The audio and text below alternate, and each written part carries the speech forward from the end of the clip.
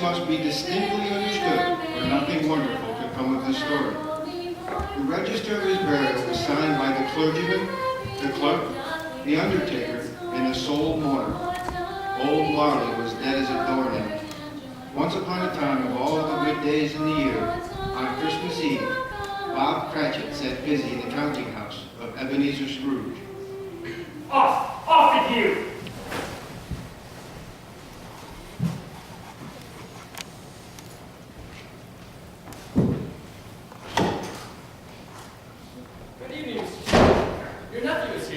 What?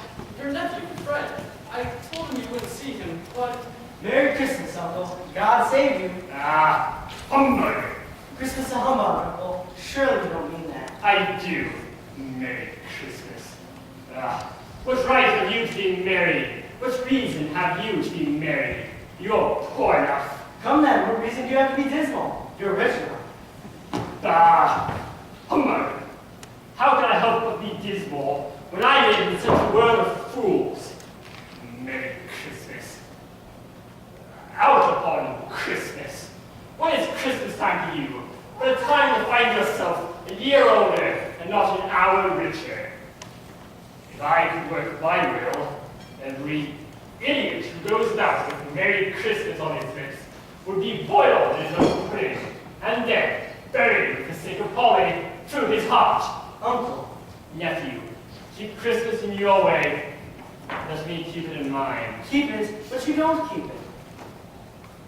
Let me leave it alone then. Much good may Christmas do you. Much good it has ever done you. There are many things from which one could derive good but not profit, Uncle. When I think about Christmas time, apart from the honor to his sacred origin, and nothing can be apart from that, I find Christmas a good time. A kind, forgiving, charitable time. A time when men and women seem to one mind open up their hearts and think of the people around those people, worthy of their forgiveness and attention.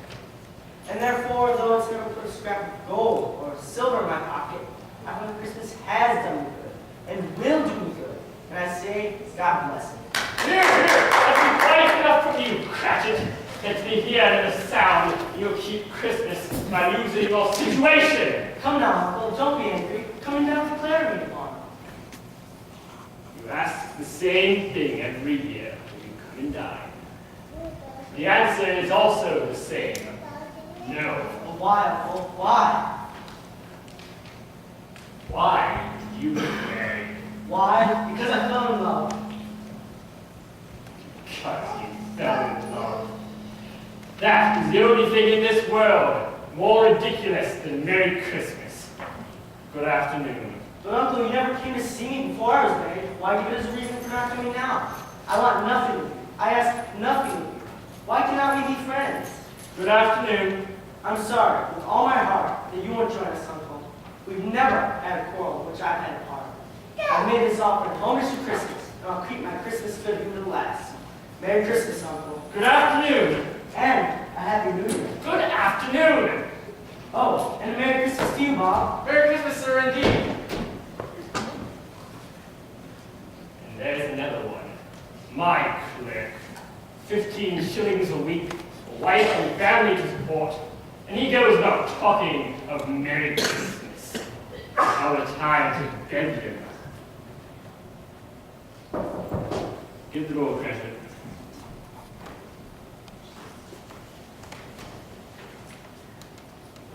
Marley, I believe? Why the pleasure addressing Mr. Scrooge or Mr. Marley? Mr. Marley has been dead these 7 years. In fact, it was 7 years ago this very night that he died. Our condolences, sir. We have no doubt his liberality is well represented by the business partner. At this festive season of the year, Mr. Scrooge, it is more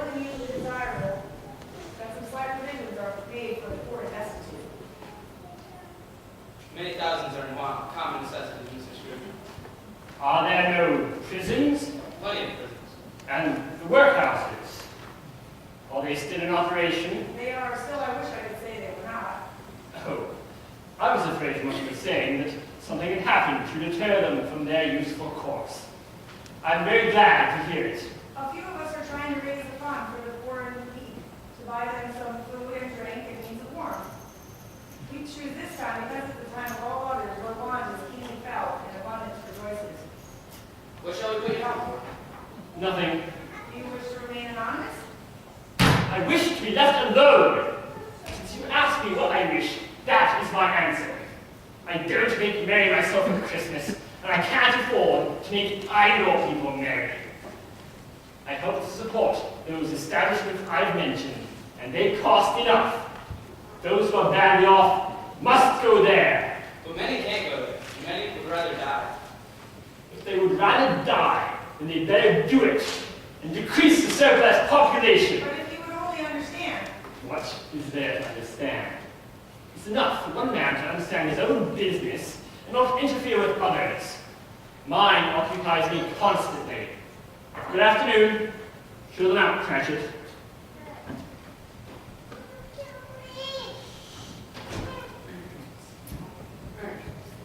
What was that, Cratchit? I said good day, sir.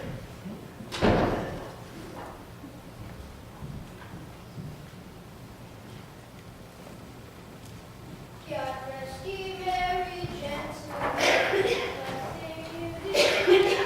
Remember Christ our Savior.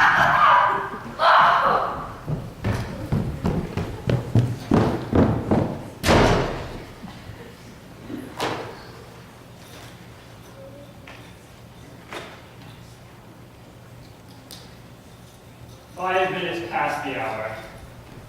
I suppose little more can be done today anyway.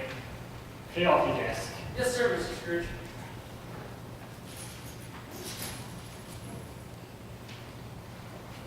And I suppose you'll be wanting the whole day off tomorrow. If quite convenient, sir. It's not convenient. And isn't fair. If I were to stop you half a crown for it, you'd think yourself ill-used. And yet no one considers me ill-used when I pay a day's wages for no work. It's only once a year, sir. It's a poor excuse for picking a man's pocket every 25th of December. However, you must have the whole day. Be here all day earlier next morning. Yes, sir. Indeed I will. Thank you, Mr. Scrooge. This was the very thing Scrooge liked, to edge his way along the crowded paths of life, warning all human sympathy to keep its distance. He was pleased that nobody ever stopped him on the street to say, "My dear Scrooge, how are you? When will you come see me?" No beggars implored him to bestow a trifle. No children asked him when it was o'clock. No man or woman ever once in all his life inquired the way to such and such a place of Scrooge. External heat and cold, whether it came from the elements or from the human beings around him, had little influence on Scrooge. No warmth could warm, no wintry weather chilled him.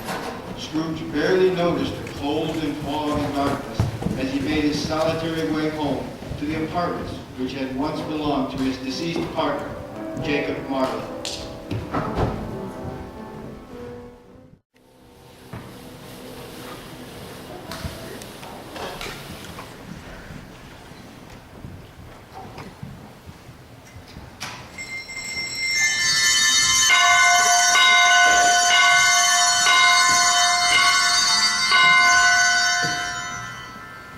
Yeah, it's humbug. I won't believe it.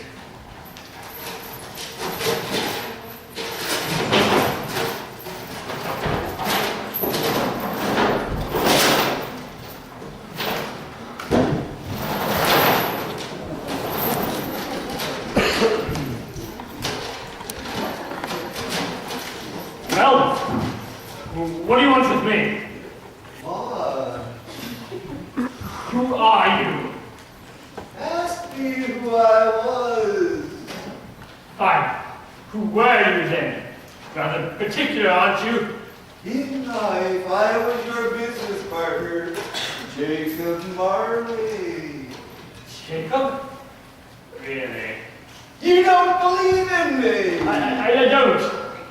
Why do you doubt your senses? If little things affect them. A slight disorder of the stomach makes them cheat. You could be an undigested bit of beef, a block of mustard, a crumb of cheese, a fragment of an underdone potato. Yes, indeed, there's more of gravy than of grave about you. You see this toothpick? I do. You're not looking at it. But I see it nonetheless. Yes. Well, anyway, as I was saying, I have but to swallow this toothpick and be plagued for the rest of my days with legions of goblins created of my own mind. Oh, it's humbug, I tell you, humbug. Mercy! Preparation! Why do you trouble me? Man of the worldly mind, do you believe in me or not? I do, Jacob. I must. But tell me, why do you walk the earth? It is required of every man that the spirit within him should walk abroad amongst his fellow man. If it does not do so in life, it is condemned to do so after death. You are fettered. Tell me why. I wear the chain I've forged in life. I made it link by link, year by year. I girded it on with my own free will. Is it average strength to you? Or would you know the weight and length of the strong coil you bear yourself? It was as full and heavy and as strong as this 7 Christmas Eves ago. You have labored on it since. It is a ponderous chain. Jacob, please. Don't be so hard on me, Jacob. Please. Speak comfort to me. I have none to give. That comes from other regions and is conveyed by other ministers to other kinds of men. Captive bound and tough of iron, not to know that no amount of regret can make up for one's life's opportunity misused, not to know that any Christian spirit working kindly will find its mortal life too short for its vast means of usefulness. Your spirit never roams beyond the narrow limits of your money-changing hole. Yet, so was I. But you always a good man of business, Jacob. Business! Mankind was my business. The common welfare should have been my business. Mercy, charity, forbearance should have all been my business. At this time of year I suffer most, unable to help. Oh, why did I walk through the crowds of my fellow man with my eyes turned down and never raise them to that bright star which led the wise men to the Christ child's poor abode? Were there no homes to which the light would have conducted me? Hear me. My time with you is nearly gone. I am here tonight to warn you that you have yet a chance and hope of escaping my fate. A chance and hope of my procuring, Ebenezer. Oh, you were always a good friend to me, Jacob. Thank you. You will be haunted by 3 spirits. Is this the chance and hope you mentioned? It is. I think I'd rather not. Without their visits, you cannot hope to shun the path I tread. Expect the first tomorrow night when the bell tolls 1. The second on the next night at 1. The third, the following night at the same hour. Couldn't I have them all at once and get it over with? Look to see no more. But remember, for your own sake, what has passed between us.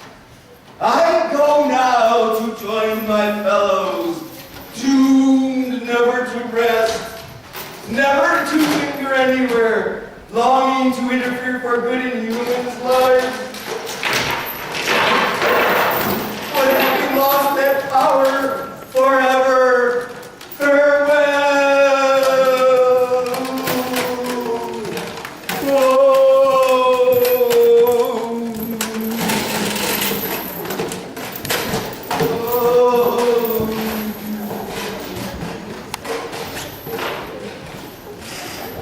It's all still I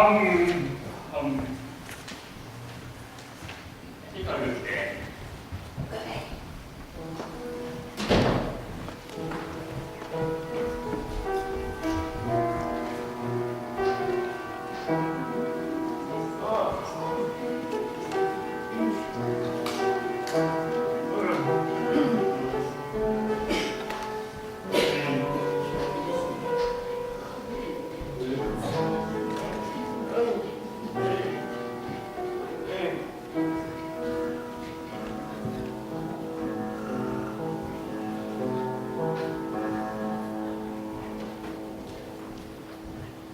When Scrooge awoke, it was so dark that looking out of bed, he could scarcely distinguish the window from the wall of his chamber. Scrooge lay in his bed until the hour at which Marley had warned him a visitation drew nigh. He resolved to lie awake until the hour was past. At length, the chime broke upon his listening ear.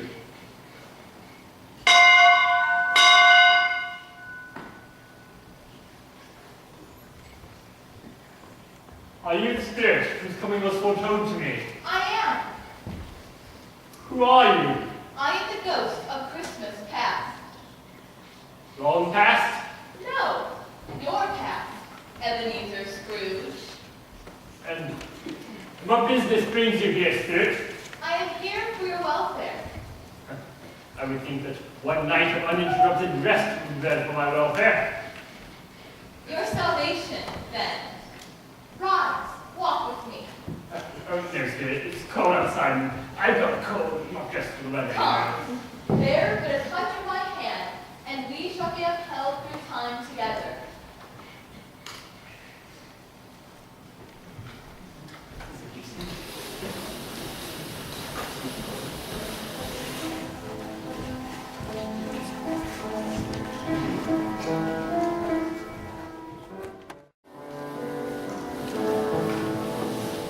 You remember this place? What?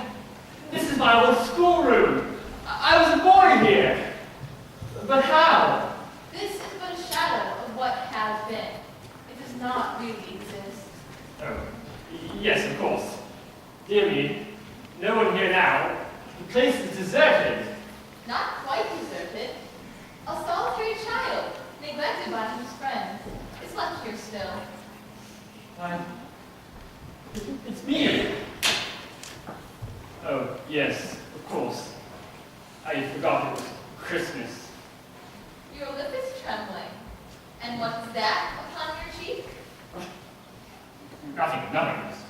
A pimple. Oh boy. I just wish. Oh, nothing. There was a boy singing a Christmas carol out my door last night.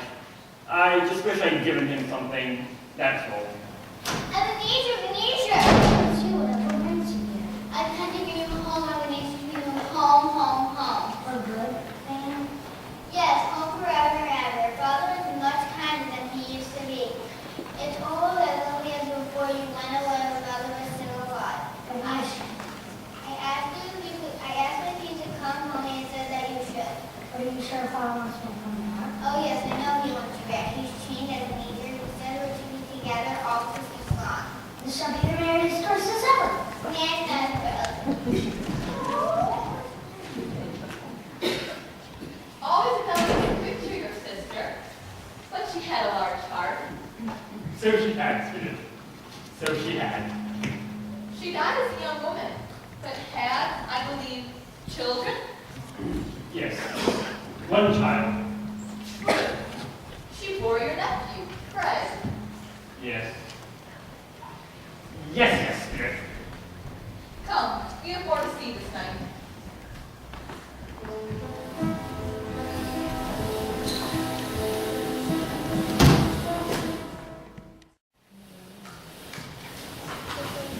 And what of this place? Do you know it? No, it's why I was apprenticed here. And look at this Fezziwig. Oh, bless his heart. Fezziwig, alive again. Go there, Ebenezer. Dan. And Dan Wilkins, to be sure. Yes, there he is. That's Dan Wilkins. Oh, we were very good friends, Dan and I. I wonder what happened to you. Go home, my lads. No more work tonight. It's Christmas Eve. Dan. Christmas, Ebenezer. Let's put away these boxes, shall we? Before men say Jack Robinson, let's have some room for dancing.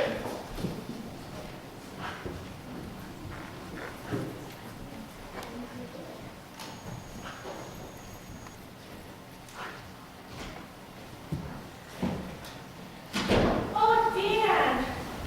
How wonderful to see you. Now you can't possibly be my little brother. I distinctly remember much short boy who used to run around chasing my cat with a wooden sword. Ebenezer, this is my sister, Pearl. Hello, it's, Don't worry. I told you no dance. Anyways, Pearl is otherwise English. It's a secret. I don't even have the ring yet. Don't worry. Ebenezer won't tell. He doesn't talk. And as a work here, or thank you, and as a work here silence, I must warn you, I heard Mrs. Fezziwig coming in, and she's looking for both of you, even an odd dancer. what? Oh, he's running. Here she comes. Miss Wilkins, how lovely to see you. Have you tried the lunch? Mr. Fezziwig made it himself with the white hair. It's quite good. Oh, boys, you two need to work so hard. You must come and have some fun. We're about to begin the dancing, and I have found two very agreeable partners for you. But, Mrs. Fezziwig, you know I never dance. I'm sorry, I can't. Oh, Mr. Scrooge, I'll take no excuses. Come on, Ebenezer, she's right. It's Christmas after all. I've got a son to watch in your life. That's right, boys. Come on, don't be shy. Here we are, Mr. Wilkins. This is Miss Charlotte Hall, a very dear friend of mine who's come from the city to visit her Aunt Elaine this Christmas. How do you do, Miss Hall? Thank you, very well. I've never been to a ball in a warehouse before. It's so quaint. Do you really work here? Yes, indeed. I can show you around if you'd like. Oh, yes, thank you. And Mr. Scrooge, this is my niece, Miss Belle Tennant. Hell. How lovely to meet you, Mr. Scrooge. The pleasure is all mine, I assure you, Miss Tennant.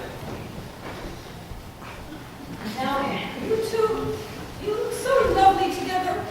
After all the work I've had making this happen, I hope you two appreciate it. Oh, there's Mr. Fezziwig and Miss Copeland. Enjoy yourselves. I do apologize, Mr. Scrooge. I had no idea what her plans were. It's impossible to plan around Mrs. Fezziwig. Indeed. However, I am pleased to meet you, Mr. Scrooge. My uncle has told me many admirable things about you.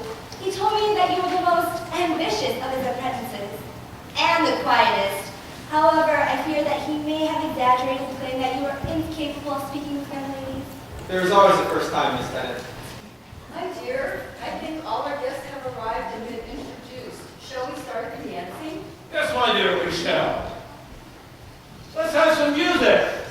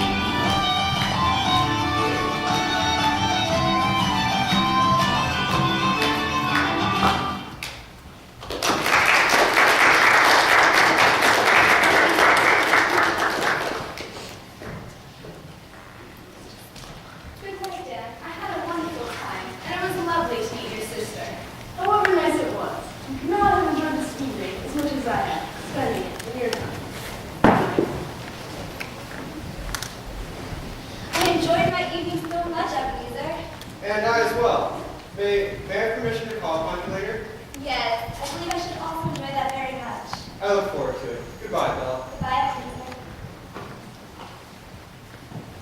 A small matter to make these silly folks so full of gratitude.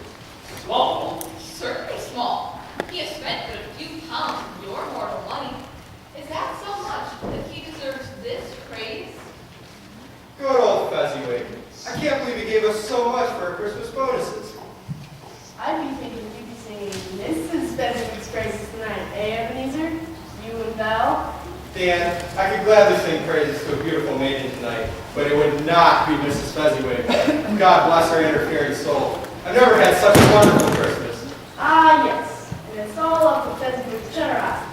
There will never be another man like him. I've heard so much about masters who express their contributions to perfect slaves, but he could never be like that. It isn't the money, Spirit. Fezziwig has the power to make us happy or unhappy, to make our service light or burning. His power lay in words and looks and things so insignificant it's impossible to count them up. The happiness he gives is as great as it costs a fortune. What is the matter? Nothing particular. Something, I think. No. It's just, I wish I could have a word or two with my clerk just now. That's all. My time grows short. Come.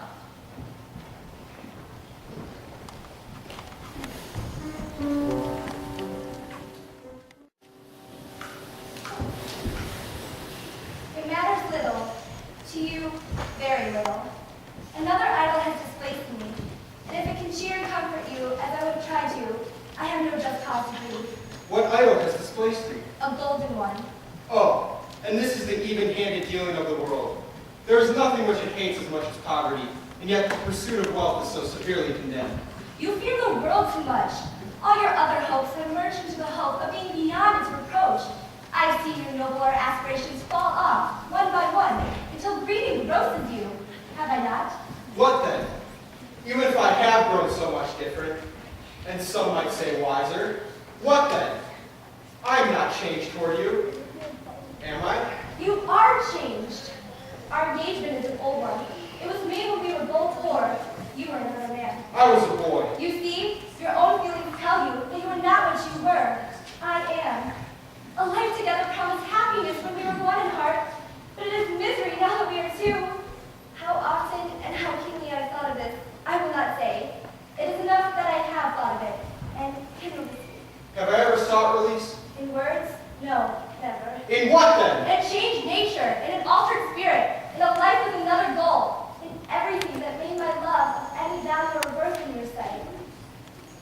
Tell me, if you had never become engaged, would you seek me out and try to win me now? No. You think not? I wish I could think otherwise. But if you were free, today, tomorrow, yesterday, can I believe that you would choose a penniless girl? You would hear every conversation with me, weigh everything by gain. Do I not know that in choosing her, your repentance and regret would surely follow? I do, and can release you, with a full heart, for the love of him you once were. Here is your ring. May you be happy in the life you have chosen. No, Belle, come back, please. Go after her, you fool! Don't you see that she'll never come back? You had some pain in this for a very, very brief time. Then you dismissed the memory of it, gladly even, as an unprofitable dream from which it was well that you awoke. Spirit, show me no more. Conduct me home. Why do you torture me? These are shadows of the things that have been. They are what they are. Do not blame me. One shadow more. No more. I don't wish to see it. Show me no more.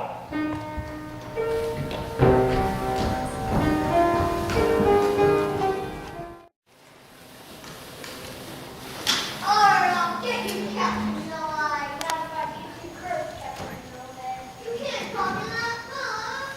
Jasper, stop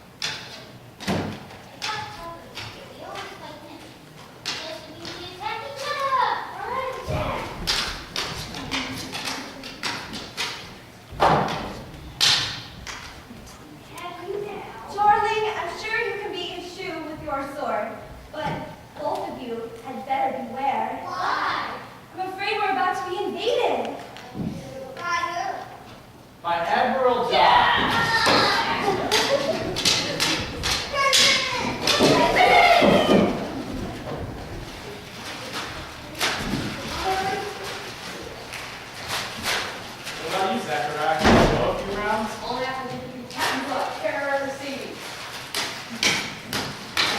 Ah, you went and saved the treasure. Merry Christmas, dear. Merry Christmas, darling.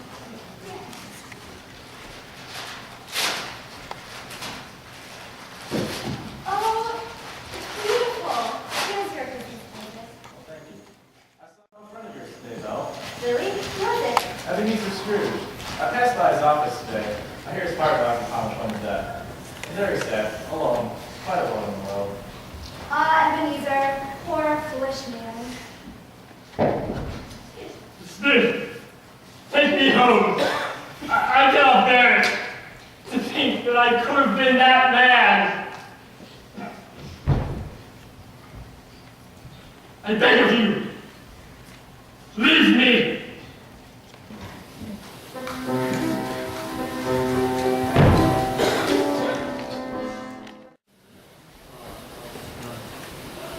Awaking in the middle of a loud snore and sitting up in bed to get his thoughts together, Scrooge had no occasion to be told that the bell again was on a stroke of 1. He felt that he was restored to consciousness for the purpose of conversing with the second spirit. Scrooge established a sharp lookout all around the bed.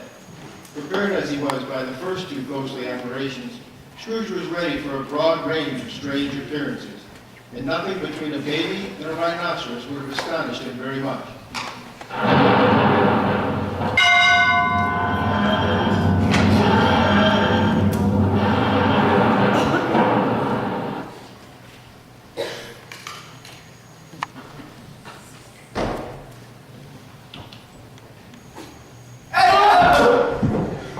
Ebenezer Scrooge! Get your coat.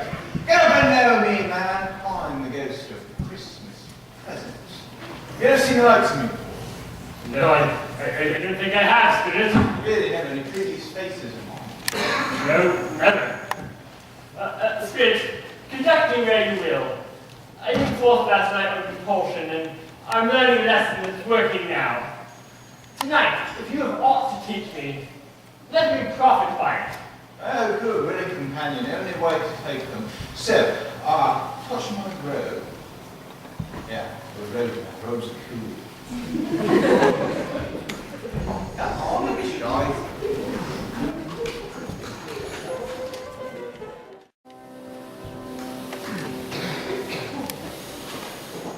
Where are we, Spirit? Whose house is this? Don't you know? This is the house of your employee, Paul Cratchit. Oh, look, Cratchlings! Merry Christmas, Merry Christmas, Belinda. We'll eat just as soon as we can.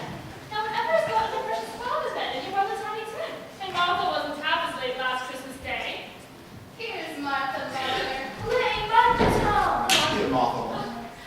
I'm bless your heart alive, my dear. How late you are. We did a deal of work to finish up in the dress shop last night, mother, and had to clear away this morning. Well, never mind, so long as you're come.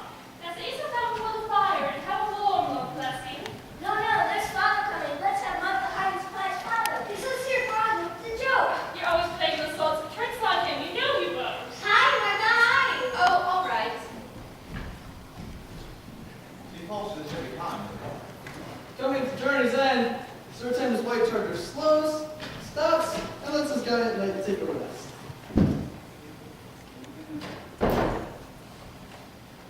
Merry Christmas, Emily. Why? Where's our Martha? Robert. I'm afraid she had to work today. She's not coming. What? Not coming? Not coming upon Christmas Day? Oh, Father, here I am. Aw, Martha. All right, children, you've had your fun. Take Tim out to the wash house and show him how to bring singing. Go on. There, Christmas dear. I told you wouldn't suspect. You never do. Does you, Peter? Merry Christmas, Father. Merry Christmas, Peter. And Martha, my working girl. Though I'm glad you don't have to work at Christmas. How did little Tim behave himself in church today? As good as gold and better. Somehow he gets thoughtful soon by himself so much. It's the strangest things you ever heard. He told me coming home that he hoped that the people in church saw him because he was a cripple, and that it might be pleasant for them to remember on Christmas Day we lame beggars walk and blind men see. But I think Tim's feeling better lately. He seems to be getting much more strong and hardy, don't you think? Oh, no doubt I do this as well. Mother, the pudding is singing, we heard it. It sounded more like humming. I guess it's in the words. Is the Christmas ready, Mother? Oh, wonderful. All right, you help Teddy sit onto this chair. It has to be take your place at the table. I'll get the goose and Mom can bring in the pudding.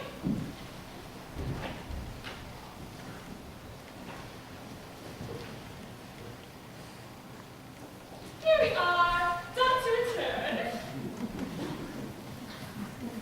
And the pudding and stuffing, potatoes and applesauce, we have quite a dinner. Now let's all fold our hands for the blessing. That's right. Heavenly Father, we thank you for all the blessings you've given us throughout our week. For family and the house that we share together. We ask that you show us how we can give to those who are in need. Remembering how you gave us the gift of your Son at Christmas time. Thank you again for the family blessed with, and ask that you bless us all. Amen. Amen. Anyone who's ready for goose, cast down your plates. Ah, Jim first, and me. No, I go after them. Don't make a fuss now, there's plenty for everyone. The goose is wonderful, Mother. Such a distinct flavor. I taste onion in the stuffing, Mother. I saw her put in sage. It's my favorite. Do you know the difference between sage and onion, Linda? Yes. Sage starts with S and onion starts with O.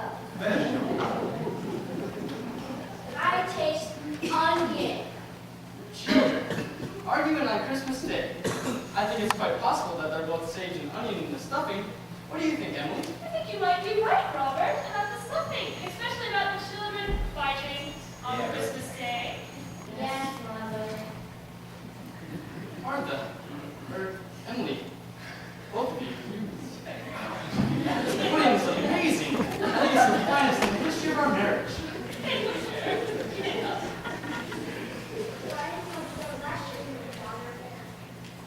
Oh, stop. Tell you the truth, I wasn't that worried about the flour this year. It didn't look that right. It was perfect. And now for our toast. First, I'd like to raise my glass to Mr. Scrooge, the founder of the feast. Founder of the feast! Indeed. I wish I had him here. I'd give him a piece of my mind to feast upon, and I hope he'd have a good appetite for it.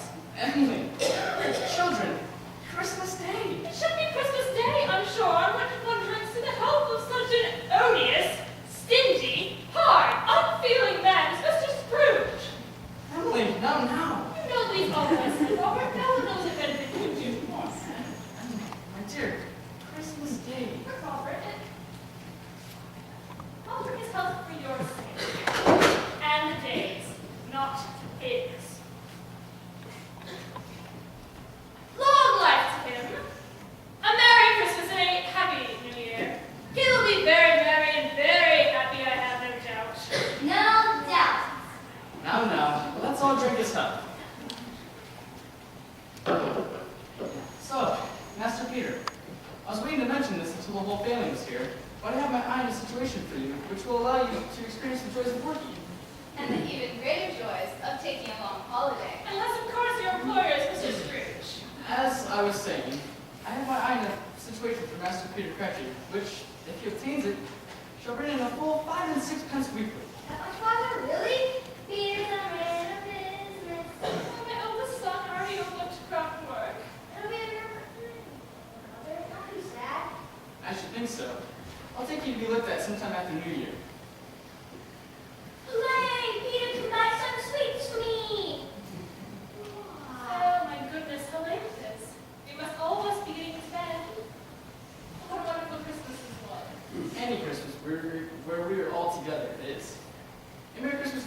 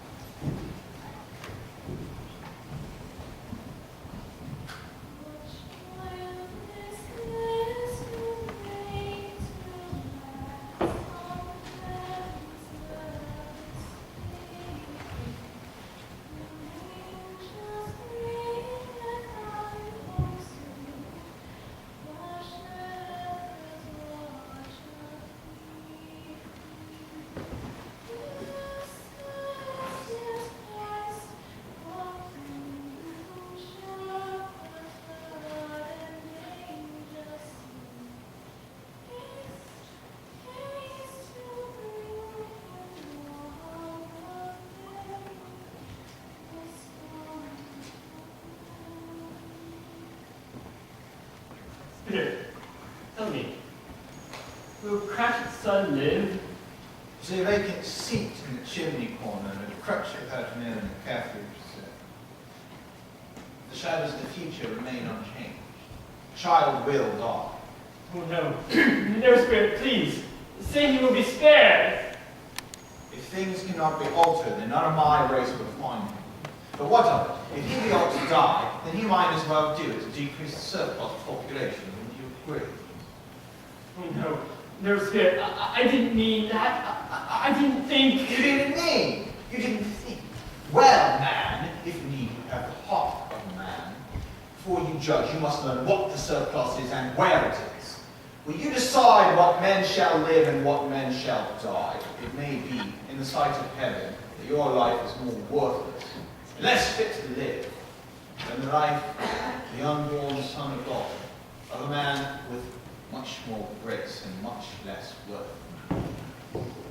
Now come, I have other things to show you this evening.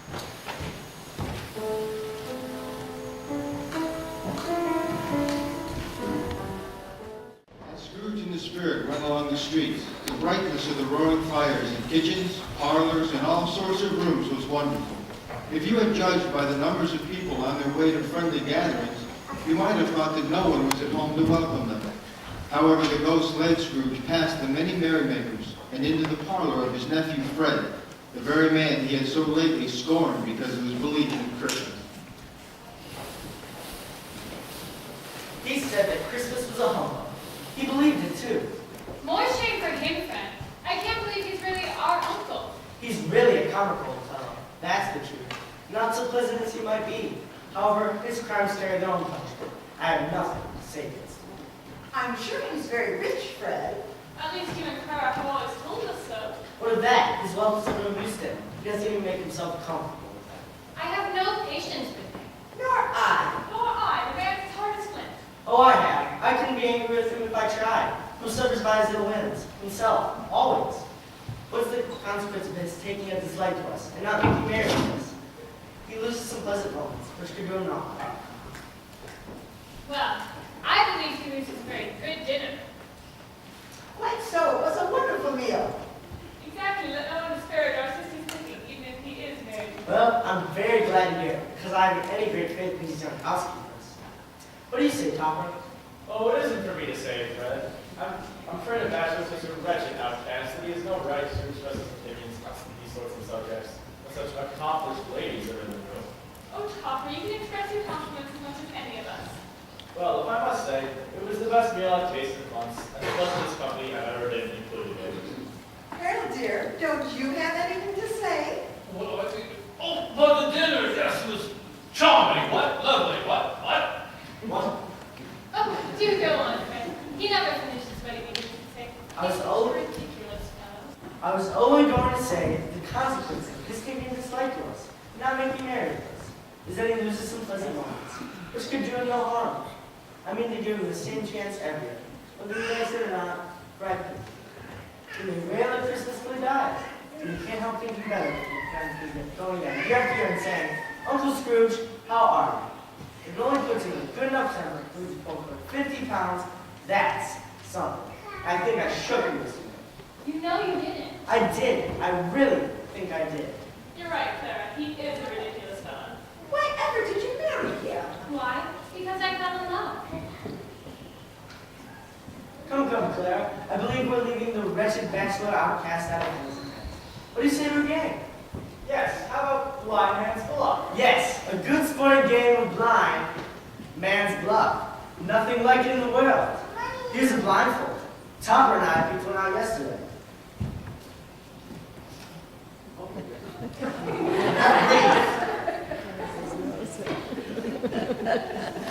I'd run if I were you, Meg. Topper's skills in this game are legendary. Oh, Topper, you're peeking. Clara, stop them. Whatever do you mean, Meg? Topper is running me blindfold, isn't he? Quite right he is. Look, Topper, how many fingers am I holding up? What? Oh, 3. Oh, I'm sorry, I meant 5. Where's the 1? I can't see anyway under this blindfold. See, Meg, blind as a bat.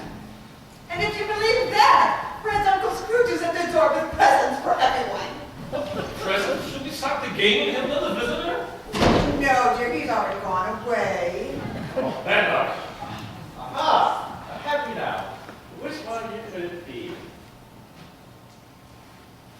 So it's you, Meg. Good thing, too, because I don't think this engagement ring would look very good on Fred here. With the giving of this engagement ring, I feel as though I left something rather important out. But what could it be? Ah, yes. Meg, will you marry me? Oh, Topper, you're so aggravating. Of course I will. Sometimes I old man never should expect a married couple from these young lovers' affairs. What do you say to another game? Lovely. I think we should play guessing now. Come, we need to leave before the other guests are on. Oh, but Spirit, they're just starting with a game. And it's yes and no. I know that game from when I was young. Can we please stay, Spirit? Please, just one more half hour. Oh, all right, one more game. That's fine with me. Oh, Fred, you begin. All right, then. I do have a good one. Yes. Is it vegetable? No. Animal? Yes. It means it's not a mineral. Yes. Oh, Is it a disagreeable animal? Yes, all the time. A bear! Is it a bear? No. Does it talk? Yes. A parrot! is it a parrot then? You know. Oh, Fred, you are so ridiculous. Does it pull a card? No. You made it talk before us, have you? I have. Oh, wait, I know what it is, Fred. What is it? It's your Uncle Scrooge. Yes, it is. Oh, Fred, how marvelous. No, you really should have answered yes to. Is it a bear? You're probably right, dear. I'm sure it turns your thoughts away from Uncle Scrooge. Yes, you know Meg found out anyway. Talking bear? Quiet, Harold. Uncle Scrooge has given us plenty of merriment, I am sure, and it would be ungrateful not to drink to his health. He wouldn't take it from me, but may he have it nevertheless. Uncle Scrooge. Uncle Scrooge. Thank you. A bear. That may have been a little harsh, but granted it was all in fun, and I haven't had so much fun in a long time. How about a little music? Would you play your harp, dear? Yes, of course. How about your mother's song?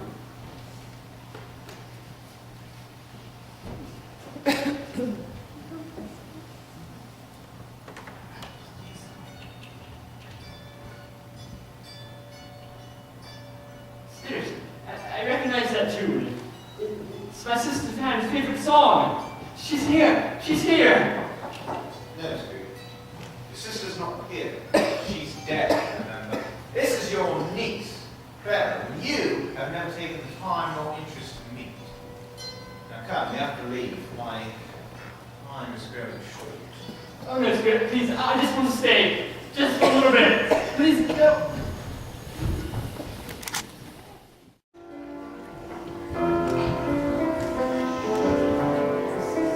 Spirit! Are you alive? Is your life so short? Yes, I regenerate at midnight. Before that, there's something I need to show you. One final portent. Behold! Spirit, are they yours? They are mine. They're familiar to you, Scrooge, closely. This boy is ignorance, this girl is what. Beware of them both. Most of all, beware of this boy. For on his brow is written that which is due. You must write it on your raised. Deny it! Slander those who tell it. Emit it for your own selfish purposes only to endure the end. Have they no refuge or resource, Spirit? Of course they do. Are there no workhouses? Are there no prisons? Are there no workhouses? Are there no prisons? Are there no workhouses? Are there no prisons?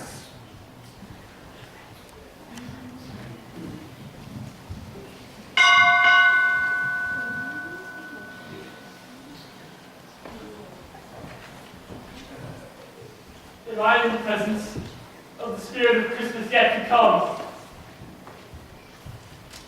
You're about to show me things that have not yet happened, but will happen in the time before us. Is that so, Spirit? Spectre of the future, I fear you more than any spectre I've yet seen. But as I know that your purpose is to do me good, and as I hope to be another man from who I was, I will follow you with a willing heart. Will you not speak to me? Oh yes, lead on, Spirit. The night is waning fast, and time is precious to me, I know. Lead on, Spirit. They scarcely seemed to enter the city. Rather, the city seemed to spring up about them and encompass them until they were in the heart of it.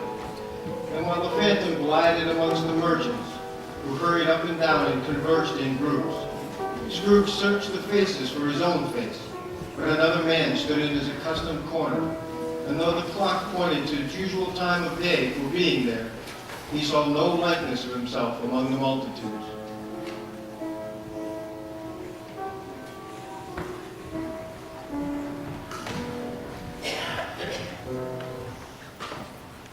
Well, old Scratch has got his own that last day.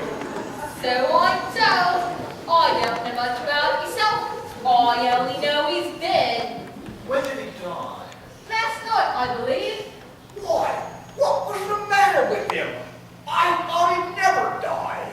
That's not important. The only thing important is what did he do with his... I haven't heard. Left it all to his company, perhaps. All I know, he didn't leave it to me. You know, it's bound to be off a cheap funeral. Upon my life, I didn't know anybody that would actually go to it. Say, I've got an idea. Suppose we three make up a party and volunteer to go. I don't mind going if a lunch is provided. Well, I'm the most disinterested among you, but I'll offer to go if anyone else will.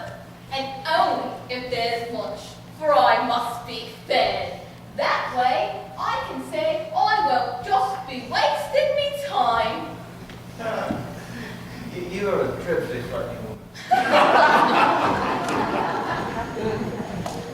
Spirit, I know those people. I've seen them in my counting house. Who's the man they spoke of, whose death is the matter of such jest? Spirit, this court which we hurry is where I work. I can see the counting house. And let me behold where I shall be in days to come. The house is yonder. Why do you go away from it?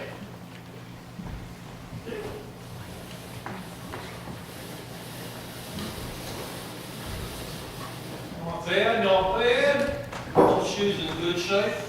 Not at a fair price. Well, he'll have no more use for them, I'll be bound. Those were his church shoes. He only wore them once a year, if he wore them at all. No more he did.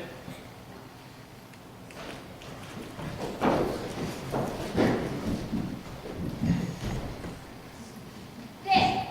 On here first, fair and square. So you just have to wait your turn, Mr. Undertaker's man. And you'll wait it good and proper. Not one word out of you till I'm good and done. Why, you'll just wait your turn, Mrs. Dilber.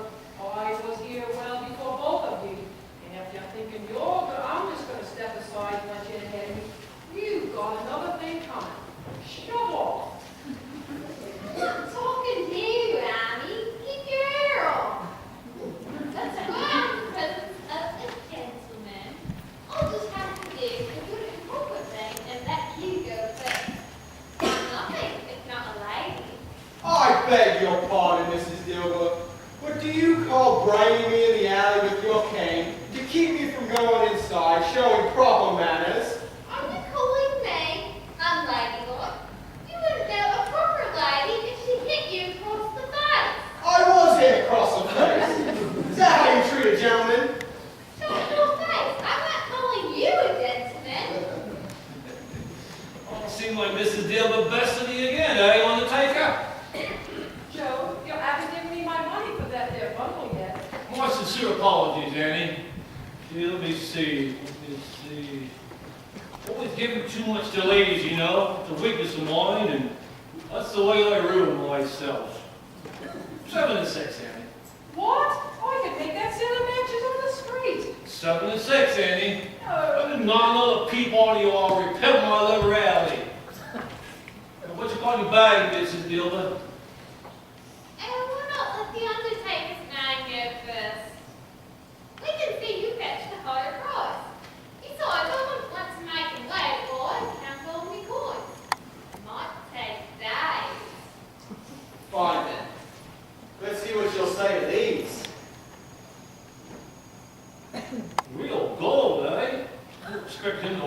loot on these.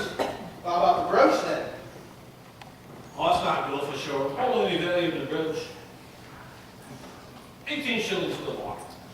18 shillings and not another sixpence. No one boiled it all for not doing it. Hey, dearie, what you got in your bag? Glad to you see what I've got in here. What do you call this? Bed curtains? Ah, bed curtains. You mean to say you took them down, rings and all, with him there lying cold? Yes, I did. Why not? I asked him if he'd mind. He didn't say one word. Oh, you're born to make your fortune, dearie. You certainly do. Besides, if he wanted anyone to have his things after he was dead, why wasn't he nicer while he was alive? Don't interrupt. Anyway, as I was saying, if he wanted someone to have his things after he was dead, why wasn't he more natural in his lifetime? Right, then there might have been someone there to look after him when he was struck by death. Instead of lying there gasping alone by himself. As it is, someone might as well have his things after he's gone, and it might as well be us. Now, Joe, you can look at that shirt till you got your eyes aching. You won't find one more on it. Besides, if it weren't for me, they'd have wasted it. Wasted it. They were going to bury him in it. And the calico ain't good enough to be buried in. You can't look any uglier than he did in that shirt. Don't worry, Joe. He didn't die of anything catching. This is the end of it, you see. He scared everyone away while he was alive, to profit us after he was dead. A truer word than never was spoke. It's a judgment on him, that's what it is. How that came out of your mouth, I'll never know. I only wish it were a little heavier judgment, and it would have been if I could got my hands on anything else. 7 and 6 Joe, I ask you.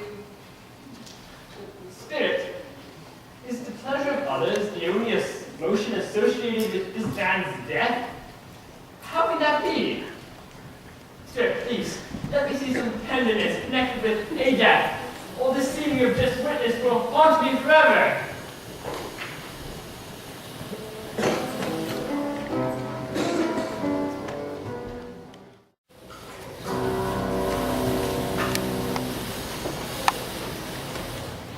And he took a child to him in the midst of it.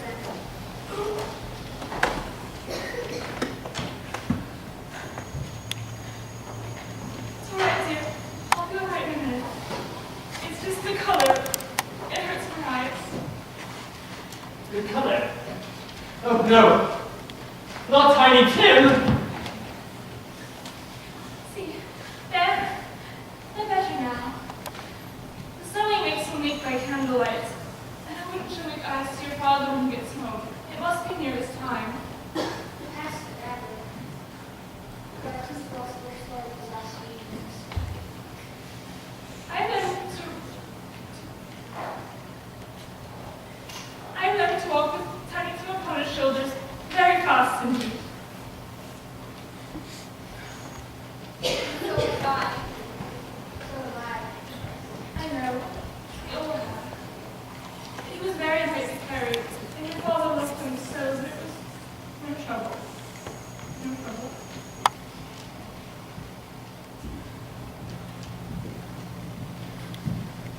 There's your father at the door now.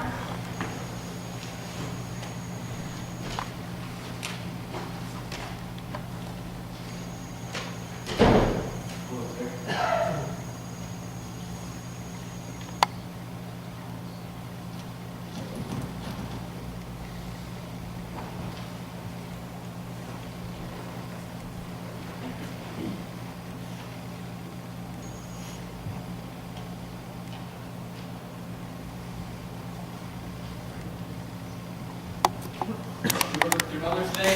They all are Father. Good. I'm glad to hear it. I'm sure you'll all be done with your clothes before summer. It's on Sunday then. But today then, Robert? Yes, my dear. I wish you could have gone. It would have done me good to see how green a place it is.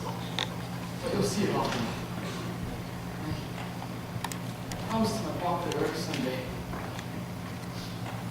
My boy. My poor little boy. I'm sorry, dear. I'll be alright in a minute.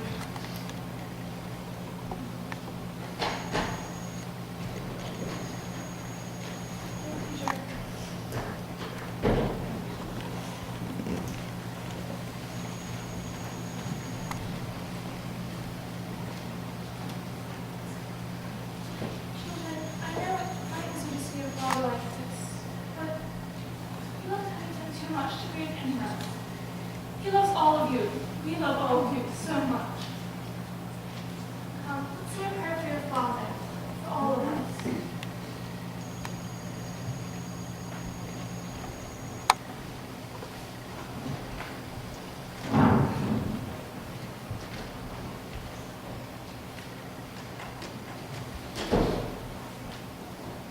I'm sorry, my dear. You'll never guess who I met in the street outside. Who? Mr. Scrooge's nephew, Fred. He saw that I looked a little down, and that's what had happened. He said that he was heartily sorry for you and for your good wife. By the by, how we ever knew that, I don't know. Knew what, my dear? Why, that you are a good one. Everybody knows that. Very well observed, my boy. I hope you do. Heartily sorry for it, he said. For your good one. It was as if he had known our Tiny Tim and felt with us. I'm sure he's a good soul.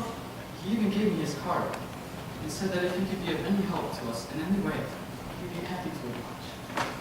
I wouldn't be at all surprised if he got Peter's situation even better than my own. And then in a few years, Peter will be keeping company with someone and setting up a house for himself. Oh, stop.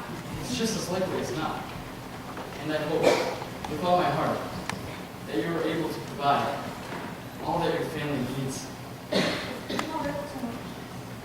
But however, and whenever we part from one another, I'm sure we shall none of us ever forget poor Tiny Tim, shall we? Or this first parting that was among us. Good. I'm happy to hear it. Very happy. Oh, I'm so sorry. Spirit, must we live to see such a Christmas? How can we endure it? Spirit, something told me that our parting is near at hand. Tell me, who is the man we saw lying dead? The man whose vision spoke of. Let me know his name.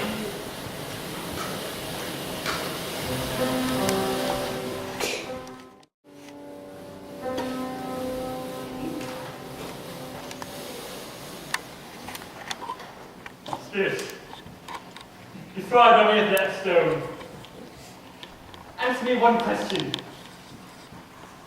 Are these the shadows of the things that will be? Or are they shadows of things that may be only? Those courses do foreshadow certain ends. But if those courses are departed from, then surely the ends will change. Is that not so, Spirit?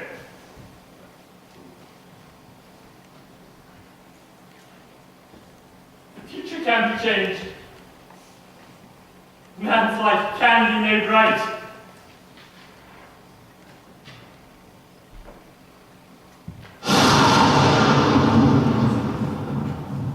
Ebenezer Scrooge! Spirit, am I that man?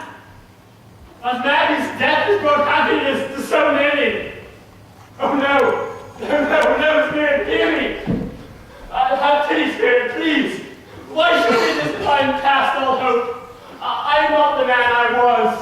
I will not be that man. Please, Spirit.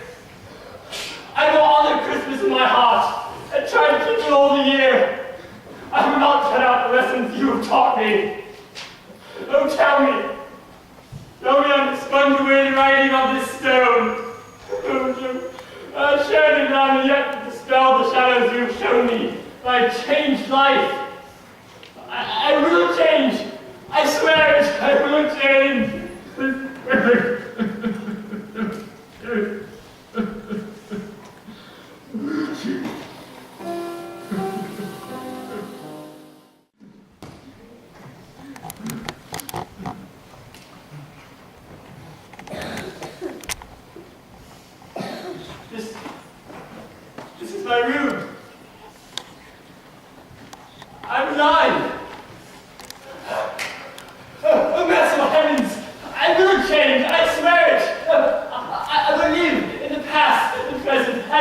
future. The spirits of all three shall strive within me.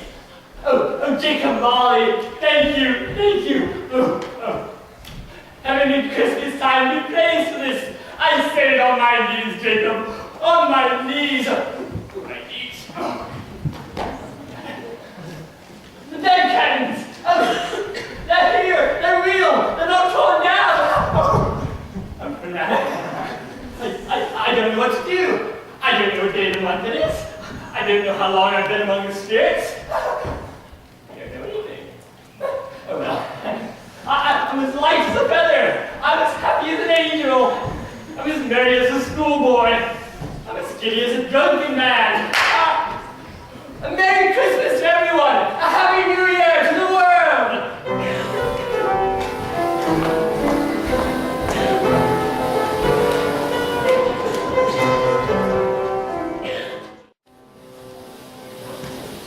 Scrooge, dressed in his best, opened his door into a new world, one in which the time before him was his own to make amends.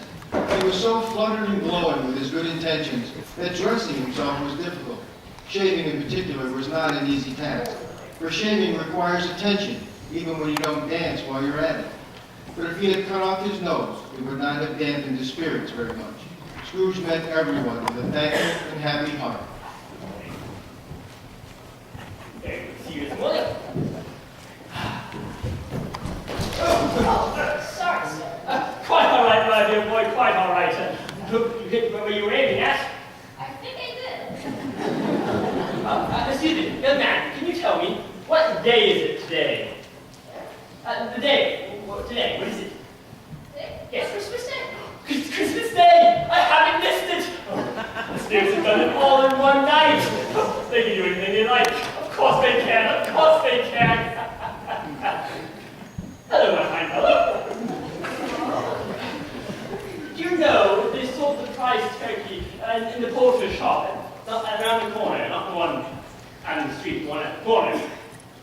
Do you know that poultry shop? Taking it out. Is it? Well, go and buy it. What? No, I'm in earnest. Go and buy it, and tell them to send it to this address in Camden Town this evening. Don't tell them who the turkey is from. Just send it right along. Will you do that for me? Yes. Good. And here is £50 for your trouble. No, wait.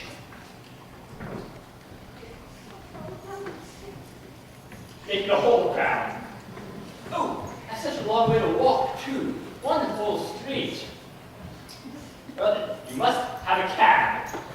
And you must tip the driver. Generously. If you get hungry on the way, of that. Will that do? Yes. Will you do what I say then? Yeah, of course. Oh, thank you. Thank you, sir. Merry Christmas! Merry Christmas to you too! Christmas, I love Christmas. I didn't know I didn't know now. Right, you and I. Christmas, You guys. Oh, hello there. How are you two? Merry Christmas. I hope you succeeded yesterday. It was very kind of you. Mr. Scrooge? Yes, that is my name. And I fear it may not be pleasant to you. Forgive me, however, to ask your pardons, and if you would do me the goodness of accepting. Lord bless me, my dear Mr. Scrooge. Are you serious?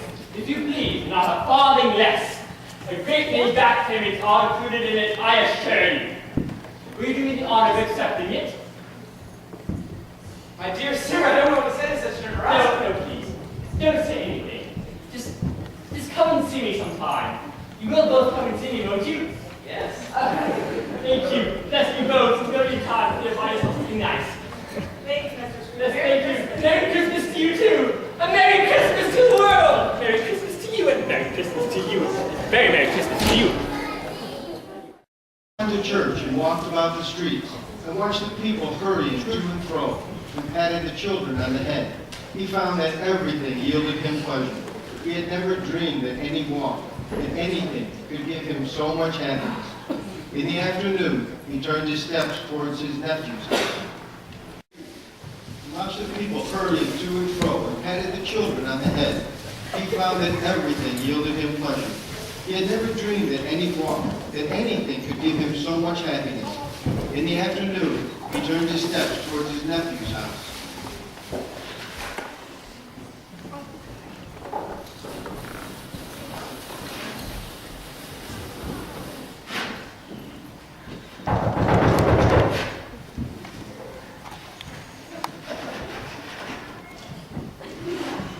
Good afternoon, sir. Can I help you? Yes, is Fred, is my nephew at home? Why, yes, it's your nephew. Claire, dear, who is it? Oh, bless my soul, Uncle Scrooge. Hello, Fred. I've come for lunch. Will you let me in? Let you in? Why? I won't let you stand out there a moment longer. Clara, make sure Uncle Scrooge is comfortable. I'll go get another chair and a plate. Be sure he doesn't try to eat it. Don't worry, Fred, don't fear that. I have come to stay.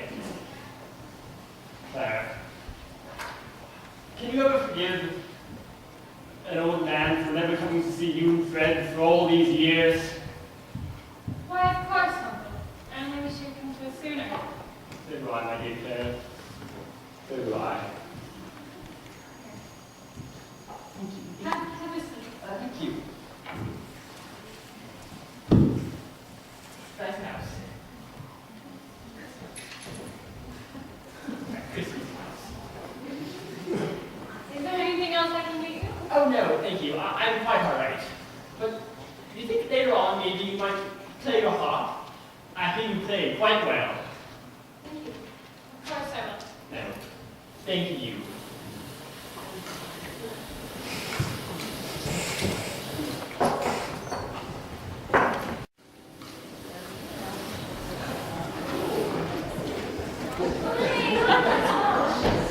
Bless your heart alive, my dear. How late you are.